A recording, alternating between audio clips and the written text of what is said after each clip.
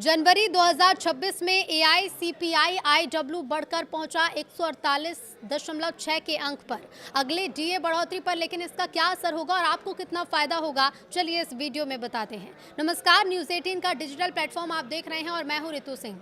श्रम एवं रोजगार मंत्रालय के लेबर ब्यूरो ने जनवरी 2026 के लिए all India consumer price index for industrial works की आंकड़े जारी कर दिए हैं। जारी प्रेस रिलीज के अनुसार इंडेक्स में 0.4 अंक की बढ़ोतरी दर्ज की गई है और ये दिसंबर 2025 के 148.2 अंक से बढ़कर जनवरी 2026 में 148.6 अंक पर पहुंच गया है। इससे पहले नवंबर में 0.5 अंक और अक्टूबर में 0.4 अंक की बढ़ोतरी दर्ज की गई थी। जनवरी 2026 में सालाना आधार पर महंगाई दर 3.77% रही, जो जनवरी 2025 के 3.10% से ज्यादा है। ये इंडेक्स केंद्रीय कर्मचारी और पेंशनर्स के महंगाई भत्ते और महंगाई राहत की गणना के लिए 7वें वेतन आयोग की सिफारिश के तहत इस्तेमाल किया जाता है। आंकड़ों के मुताबिक फूड एंड बेवरेजेस इंडेक्स दिसंबर के 152.4 अंक से घटकर जनवरी में 151.7 पर आया, जबकि पान, सुपारी, तंबाकू और मादक पदार्थ ग्रुप 169.3 से बढ़कर 170.5 पर पहुंचा। कपड़ा और फुटवेयर 154.6 से मामूली बढ़त के साथ 154.9 है।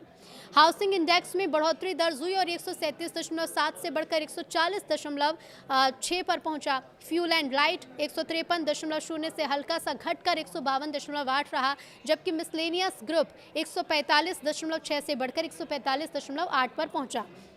कुल मिलाकर जनरल इंडेक्स 148.2 से बढ़कर 148.6 हो गया है। आपके डीए में बढ़ोतरी में इसका क्या असर पड़ेगा, तो जनवरी 2026 का ये आंकड़ा 1 जनवरी 2026 से लागू होने वाले संभावित डीए हाइक पर असर नहीं डालेगा, जिसकी घोषणा मार्च 2026 में होने की उम्मीद है। 7वें वेतन आयोग के मौजूदा नियमों के तहत जनवरी 2026 और उसके बाद के महीनों के एआईसीपीआई आईडब्ल्यू आंकड़े 1 जुलाई 2026 से प्रभावी होने वाले डीए संशोधन के लिए काफी महत्वपूर्ण होंगे। हालांकि इस बीच दो अहम फैक्टर तस्वीर बदल सकते हैं। पहला, 8वां वेतन आयोग हाल ही में काम शुरू कर चुका है और अभी स्पष्ट नहीं है कि उसकी सिफारिशें लागू होने तक सरकार साल में 2 बार डीए बढ़ोतरी जारी रखेगी या फिर नहीं। दूसरा फैक्टर, कर्मचारी संगठनों की ओर से 50% डीए को बेसिक सैलरी में मर्ज करने की मांग की जा रही है, क्योंकि 8 सीपीसी को सरकार को अपनी सिफारिशें देने में 18 महीने तक का समय लग सकता है। यदि सरकार ये मांग मान लेती है तो जुलाई 2026 से नए डीए बढ़ोतरी की जरूरत नहीं भी पड़ सकती। इसके साथ ही एआईसीपीआई आईडब्ल्यू क्या है, तो देखिए, all India consumer price index for industrial works एक इन्फ्लेशन इंडेक्स है जो देश भर के इंडस्ट्रियल वर्क्स के लिए जरूरी वस्तुओं और सेवाओं की कीमतों में बदलाव को मापता है। ये इंडेक्स बताता है कि रोजमर्रा की चीजें जैसे खाना, कपड़े, मकान, किराया, ईंधन, बिजली आदि कितनी महंगी या कितनी सस्ती हुई हैं। ये आंकड़े श्रम एवं रोजगार मंत्रालय के तहत लेबर ब्यूरो हर महीने जारी करता है।